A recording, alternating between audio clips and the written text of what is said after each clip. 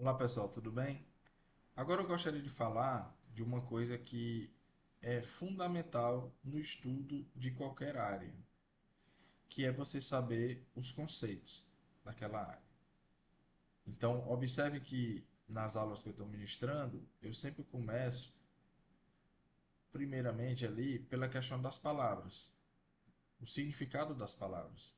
Então, é muito comum estudantes estudarem um assunto e não saber o significado. Então, por exemplo, às vezes o estudante até resolve a questão do vestibular, por exemplo, no caso de análise dimensional, faz os cálculos, obtém a resposta correta, prevê uma determinada fórmula usando apenas a análise dimensional, como nós vamos fazer depois, mas não, às vezes não se atenta para os conceitos. E se vocês observarem, por exemplo, atualmente no Enem, às vezes cai questões em que você não faz nem conta. Só puramente usando os conceitos você consegue resolver.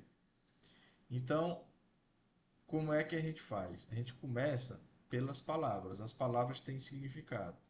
Então, muitas vezes você está estudando, por exemplo, hidrostática. Aí não sabe qual é o significado do prefixo hidro. Hidro significa água.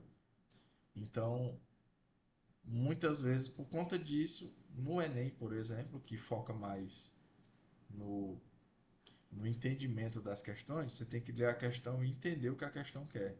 Diferentemente de outros vestibulares, que a questão já pede o que ela quer.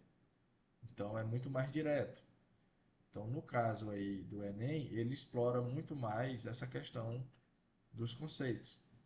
Então, por isso que você não consegue entender um assunto completamente se você não entender bem os conceitos.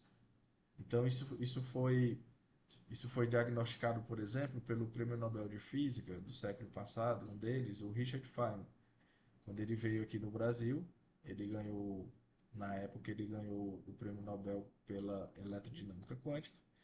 E ele percebeu, dando aula para alunos aqui, que quando ele falava ou perguntava de temas que estavam exatamente como estavam no livro, os alunos sabiam responder. Mas quando ele perguntava de uma forma diferente, numa situação diferente que não estava no livro, os alunos não sabiam. Então ele percebeu justamente isso, que os alunos não se atentavam para os conceitos, não tinham compreendido realmente os conceitos.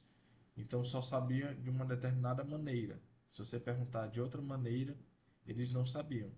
Então por isso que eu sempre foco bastante inicialmente nos conceitos, para depois nós fazermos os cálculos, mas sempre entendendo os conceitos. Isso é fundamental.